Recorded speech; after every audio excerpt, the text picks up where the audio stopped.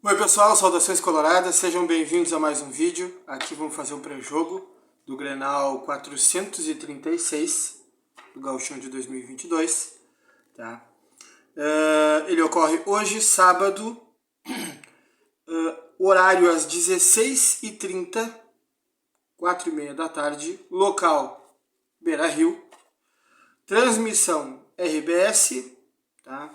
Filial da Rede Globo, aqui no Rio Grande do Sul, canais Premier de TV fechada, que tratam de esporte, né, aqueles pacotes, enfim, de esporte, né, que englobam os estaduais também. E como sempre eu cito aqui no meu canal, Mídia Alternativa do YouTube, porque eles fazem aquele trabalho da questão das rádios, né, as rádios novas estão no YouTube. Então, a emoção do jogo, as informações, você vai ouvir através da voz, não vai ter imagem, mas é uma forma de fazer uma cobertura. Eu, por exemplo, particularmente, tá? Assisto alguns jogos e gosto de botar neles para ver o que eles estão falando, se eles estão trazendo alguma coisa nova, enfim. Eu faço isso. Tome a sua decisão, faça o que você quiser, mas é a mídia alternativa tentando aí um espaço, um lugar, alguns já conseguiram, tá? E eu torço pelo pessoal. Esse Grenal é por quê? Qual é o motivo? Né? Semifinais do Gauchão desse ano, tá? Aqui eu quero dar um dado, tá? É um pouquinho de estatística, tá? Mas eu não vou encher vocês de números, não é nada disso. Aqui é uma estatística interessante para a gente refletir. Nós vamos, vale a pena dar uma olhada nisso aqui, tá? Eu já vou explanar, mostrar isso para vocês e vocês vão ver por que vale a pena. Tá? Segundo o Paulo Vinícius Coelho, tá? Jornalista, vocês já conhecem, o cara trabalha com números, estatísticas, o cara pega isso, tenta extrair alguma coisa disso para as análises, né? Que é uma coisa que eu também gosto de fazer. Então eu peguei ali numa página na qual o Paulo Vinícius Coelho trabalha, né? Ele aparece, na verdade, em várias páginas, né? Mas eu peguei numa delas que desde 97, tá? Faz tempo isso, nós estamos falando de 97, 2007, 2017, nós estamos falando de mais de 20 anos. Então, desde de 97, nos últimos 25 estaduais, 16, a maioria. Qual é a metade de 25? Dá 12,5. Então, dos últimos 25, a metade seria 12,5. Mas desses últimos 25, 16 não tiveram Grenal na final. Ou seja, surgiu alguém do interior que conseguiu chegar lá e fazer a final. Ou com o Grêmio ou com o Internacional. Não foi a dupla Grenal que fez a final do Gauchão. Tá? Somente 9 vezes deu Grenal na final. Ou seja, 16 e 9. 16 vezes não deu Grenal na final. 9 vezes deu Grenal. Então, nas últimas 25 vezes, a distribuição foi essa. 9 Grenais na final, 16 vezes Inter e Grêmio, ou Inter ou Grêmio, com algum do interior chegando na final. Tá? Se a gente considerar os últimos 10 anos e as últimas 10 finais, 4 finais só foram Grenal. 6 finais foram com algum intruso do interior que estacionou seu carro lá na vaguinha para fazer final com alguém da dupla. Tá? Sobre essa notícia, só falar ela não me interessa. Aqui eu quero tirar alguma coisa disso, uma conclusão. Ou seja, o equilíbrio no futebol gaúcho ele está retornando. Ou seja, aquilo que nós tínhamos no passado, distante, nós estamos falando de anos 60, anos 70, Grenal, no interior era uma festa, a dupla Grenal jogando com equipes do interior, e jogos eram apertados. Tá? Você tinha às vezes 3 equipes numa cidade, ou 4 equipes, Pelotas chegou a ter 4 equipes no Campeonato Gaúcho. Tá? Então, você tinha um Grenal mais parelho, mais acirrado, e o Grenal ele circulava pelo estado, pelo interior, e movimentava bastante público, tinha bastante interesse do público, portanto, e tinha um equilíbrio. Depois, nós tivemos lá anos 80 e anos 90, a quebra desse equilíbrio e a coisa começou a ir só para o dupla Grenal, uma disparidade muito grande. Só que agora, recentemente, ao que tudo indica, nós estamos tendo um retorno do equilíbrio. Alguns, não está o ideal ainda, na minha ótica, no meu ponto de vista, mas alguns estão conseguindo fazer bom futebol e incomodar os grandes. Nesse caso agora, nós temos o Ipiranga de Erechim, que está conseguindo fazer bom futebol e está incomodando a dupla Grenal. É o primeiro colocado do Gauchão. É o líder. Tá? E por isso vai jogar com o Brasil de Pelotas, que é o quarto. Então ele faz um mata-mata com o Brasil de Pelotas. O Grenal na semifinal, porque o Grêmio é segundo e o Inter é o terceiro. É isso. Tá? Então está retornando, vamos dizer, aos poucos, gradativamente, esse equilíbrio. Sempre tem alguma equipe do interior que acaba surpreendendo, acaba fazendo um bom futebol e acaba batendo. O Ipiranga ganhou da gente durante o Campeonato Gaúcho. Então, eu acho isso uma coisa salutar, porque o que acontece? Você não fica muito grenalizado, né? A força, o dinheiro e o campeonato ele acaba perdendo muita graça quando você já sabe de antemão que na final você vai ter um Grenal, né? Que as equipes do interior não têm chance alguma. Então, isso aqui eu extraio, essa é a minha opinião, tá? Vocês tirem a opinião de vocês, extraiam o que vocês queiram tirar dessa informação aqui, mas a minha é essa. Vamos então para as escalações. Inter é o mesmo time do Grenal 435, tira o Moisés, que está lesionado, bota o Paulo Vitor no lateral esquerdo. Sim, Paulo Vitor deve jogar. Tá? Não deve ter uma improvisação ali, botar o Heitor, que é lateral direito, botar na lateral esquerda, porque o treinador já tentou isso no jogo. Ou botar o Tauan Lara, ou botar de repente um zagueiro, né, que chegou a entrar de lateral. O Bruno Mendes, nosso zagueiro baixinho, dele entrar de repente na lateral esquerda. Não, esqueçam isso. O Inter deve ir com Daniel, Bustos, Kaique, Cuesta e PV. Essa é a linha de 4 na defesa.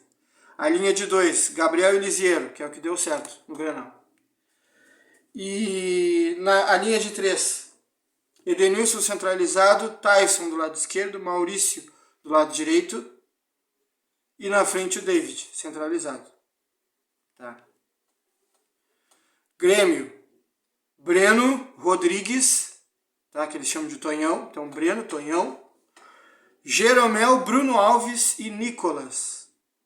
Linha de 4 na defesa. No meio, com a linha de 2, Vilha Sante e Lucas Silva, podendo aparecer o senhor Bitelo, tá, mas deve ser Vilha Sante e Lucas Silva, com chance para o Bitelo, no lugar do Lucas Silva, e Gabriel Silva.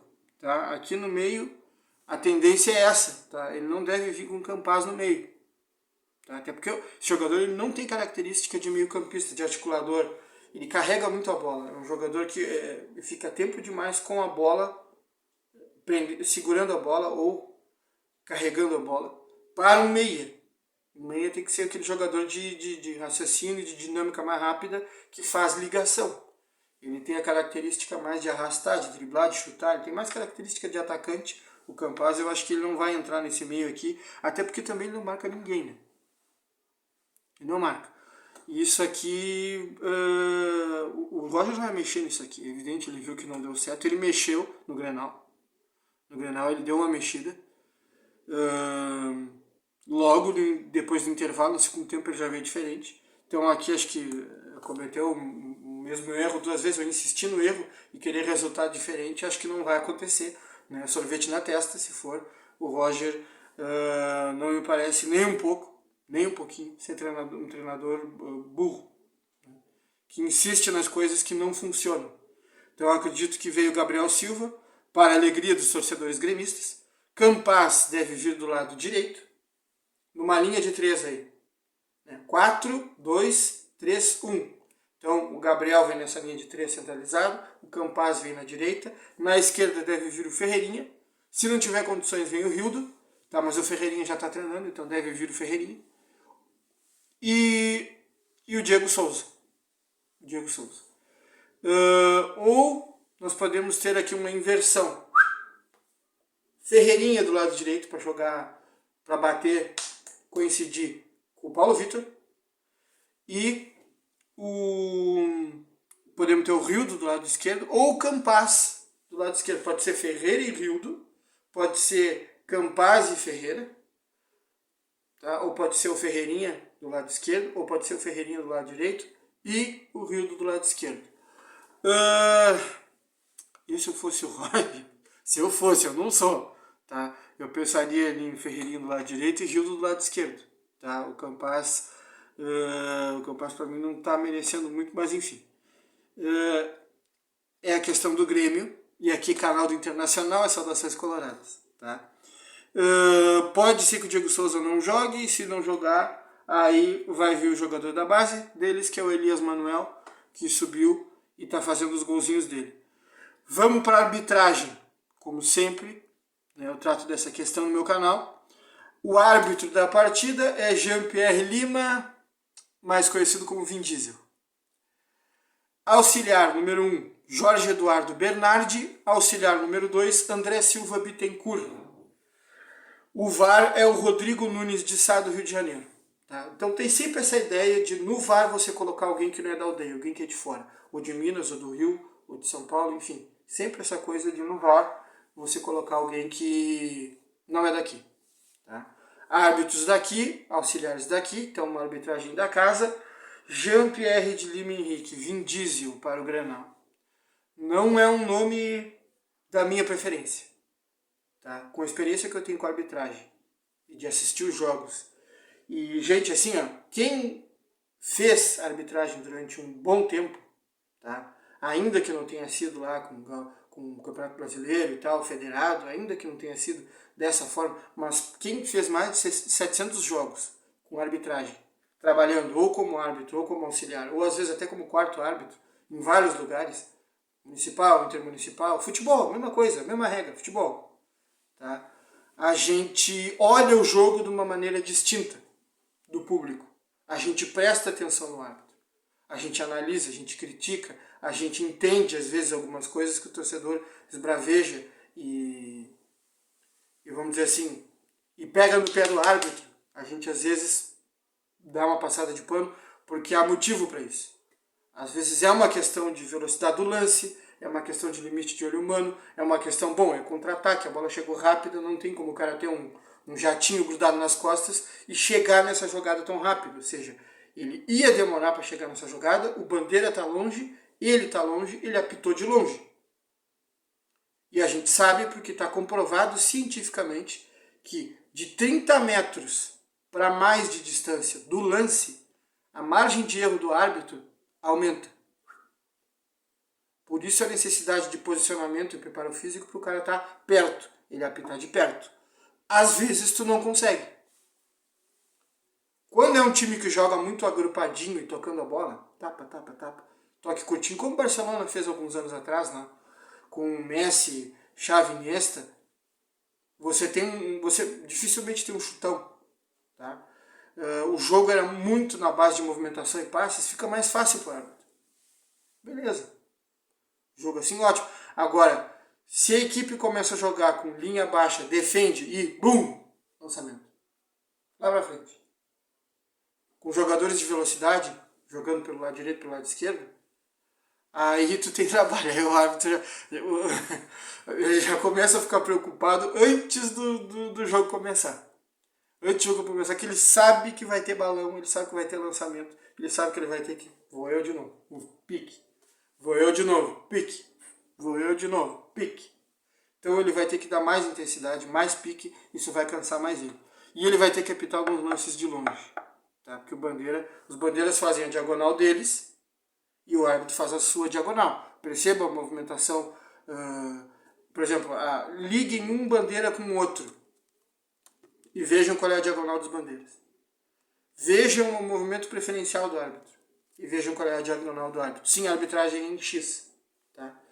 Então tem lances em que o cara vai ser obrigado a correr.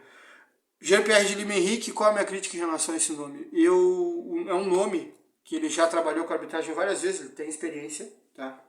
Fez vários jogos bons, mas ele fez jogos ruins, tá? Ele cometeu alguns erros até grosseiros, eu diria, e acabou tomando geladeira por isso, tá?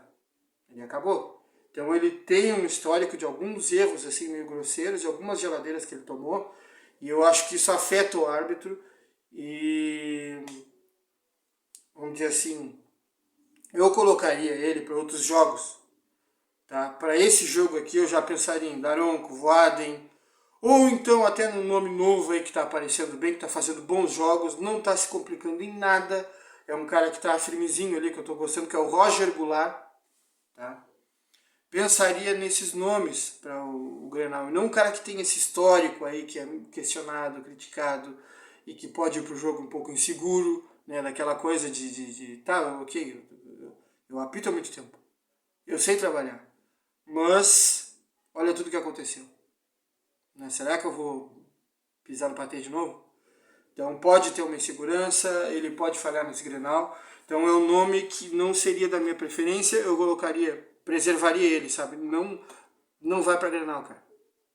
Não vai para Grenal, vai para cá, vai para lá, e vou botar um cara que está mais firme, vamos dizer, com uma confiança, né?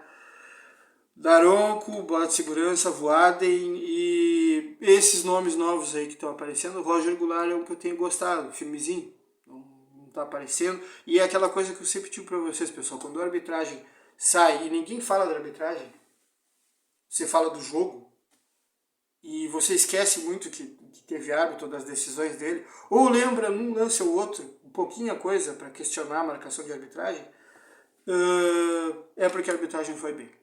Tá? É isso que os árbitros querem. Eles querem passar desapercebido. Que ninguém fale da arbitragem, porque daí vai chegar lá no pessoal que cuida, na comissão, vai dizer, ó, aí garoto, gostei. É isso aí. É isso aí que a gente quer. Sem, né, chumbo grosso pro nosso lado, sem complicação pro nosso lado. Passou desapercebido, pra mim tá excelente. Tá claro que tem a questão, pode ter uma questão mais técnica, né, que o árbitro pode ouvir, né? Mas é isso, pessoal. Então, assim, ó, vamos pro jogo, tá? Que começa às 4h30. Esse vídeo eu tô subindo hoje para vocês. E é isso aí. Considera a possibilidade de se inscrever no canal, dar like e compartilha, tá? Essas informações que eu queria dar no pré-jogo. Até daqui a pouco no Grenal.